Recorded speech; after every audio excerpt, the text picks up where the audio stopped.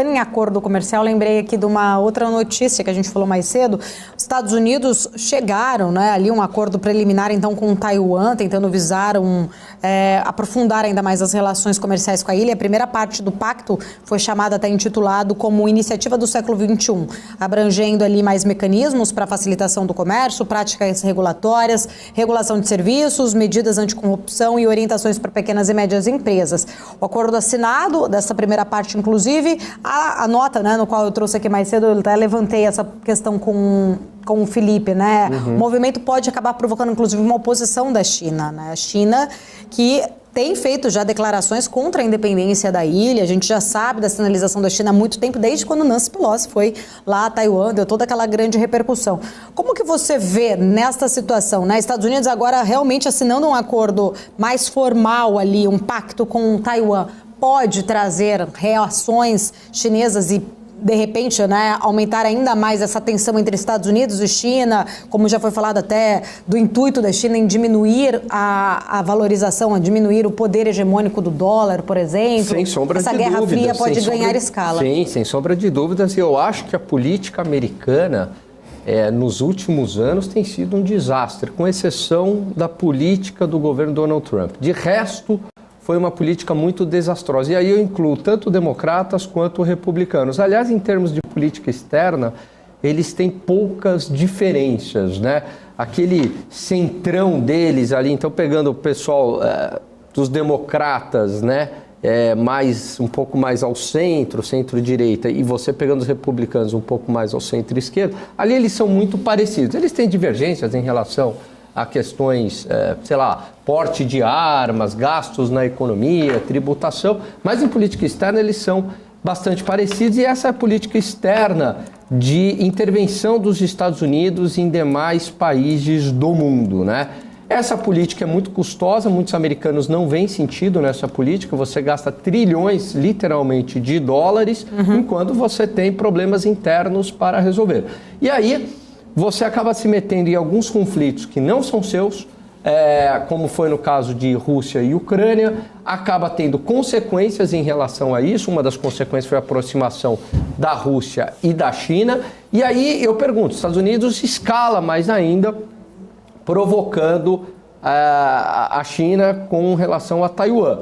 Não sei se é a melhor estratégia, porque, e aí, você consegue manter duas frentes abertas, né, fornecendo armamentos, treinamentos. Uma você já mantém, que é a Ucrânia.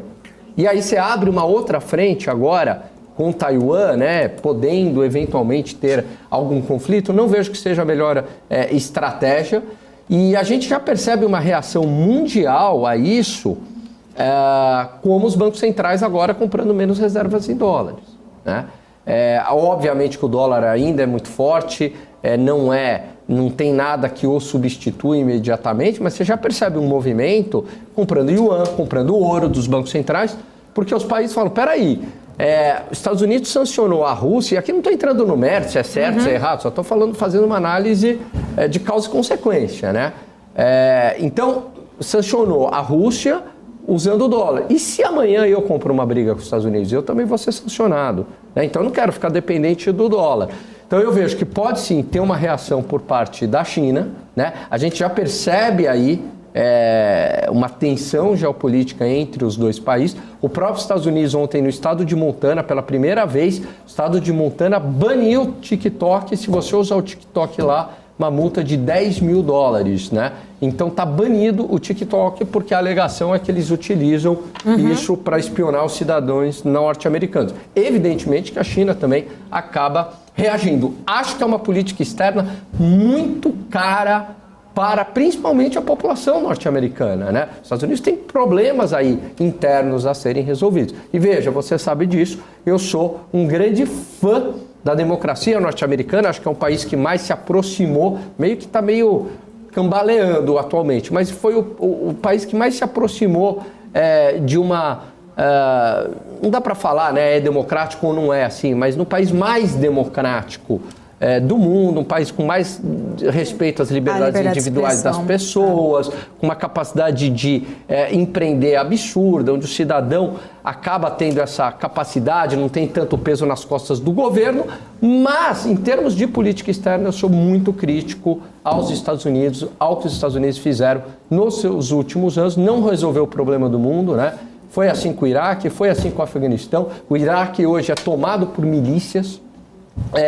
Os Estados Unidos gastou rios de dinheiro, não encontraram armas de destruição em massa, tomados por milícia. O Afeganistão, no final das contas, ficaram anos lá, acabaram saindo correndo de lá, deixaram 90 bilhões de dólares em equipamentos para o Talibã voltou ao poder, o meu parente Ghani foi deposto, né, que era o antigo presidente, e de novo, em relação à Rússia e Ucrânia, o que escalou ainda mais o conflito entre os países. Então, eu acho que os Estados Unidos precisa rever a sua política externa.